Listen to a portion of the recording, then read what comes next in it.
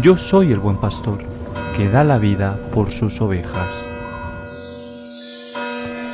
El Señor esté con vosotros. Lectura del Santo Evangelio según San Mateo.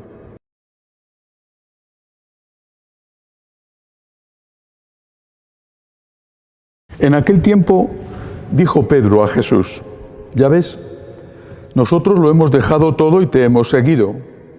¿Qué nos va a tocar?» Jesús les dijo: «En verdad os digo, cuando llegue la renovación y el Hijo del Hombre se siente en el trono de su gloria, también vosotros, los que me habéis seguido, os sentaréis en 12 tronos para juzgar a las 12 tribus de Israel. Todo el que por mí deja casa, hermanos o hermanas, padre o madre, hijos o tierras, recibirá 100 veces más y heredará la vida eterna». Palabra del Señor. Hoy la Iglesia nos propone en el calendario litúrgico la memoria de un gran santo, un santo providencial, no solo para la vida e historia de la Iglesia, sino también para la propia cultura. Me refiero a San Benito.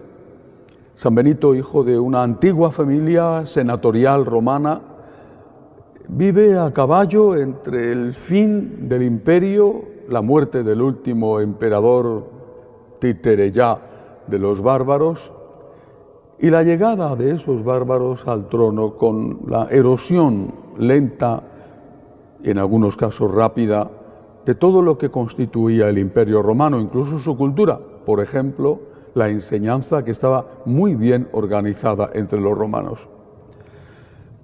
San Benito le toca vivir en una época de profundos y radicales cambios.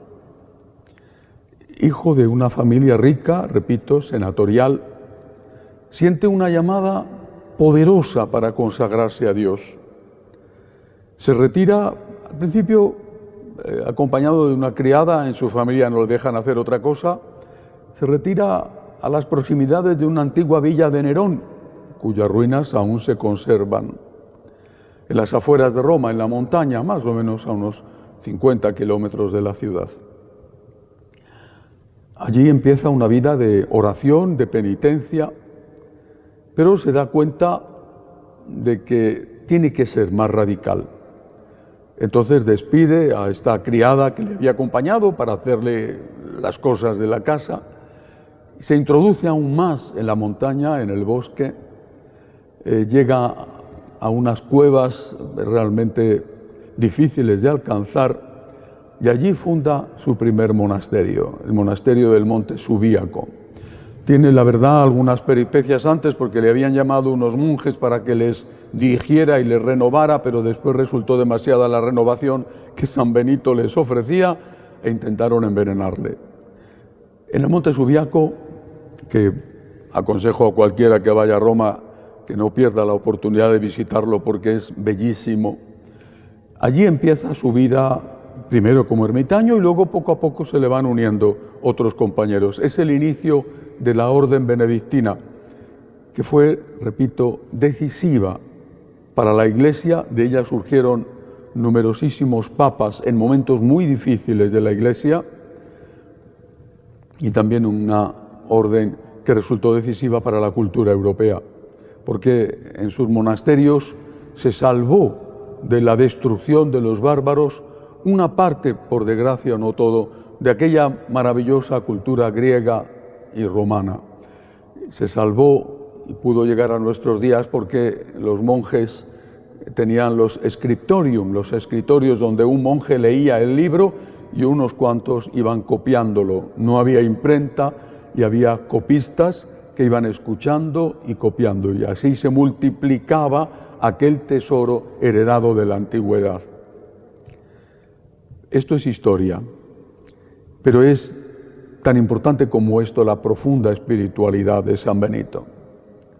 Ese solo Dios que han pronunciado siempre los santos, ese solo Dios, en primer lugar Dios, en aquellas rocas, o después cuando fue fundando monasterios hasta llegar al famoso de Montecassino, allí él buscaba a Dios y solo a Dios. Santa Teresa lo dirá siglos después, cuando exclame, solo Dios basta, solo Dios.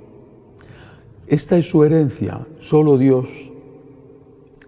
Y de verdad, así tiene que ser para cada uno de nosotros y debemos preguntarnos si esto es así, de verdad para ti, para mí. ¿Dios es lo primero? Te podrá faltar la salud, podrás tener problemas de dinero, necesitarás cariño que quizá no recibes, pero el que tiene a Dios tiene lo esencial. Necesitas comer y vivir en un sitio digno y tener amor, pero el que tiene a Dios tiene lo esencial. Solo Dios basta. Ese es el ejemplo de los monjes y monjas de clausura, y San Benito, con el inicio de la orden benedictina, nos sigue dando ese ejemplo a través de sus hijos e hijas que viven poniendo a Dios en el primer lugar de su vida. No se puede olvidar, al hablar de San Benito, de un lema, de un eslogan que representa también su espiritualidad.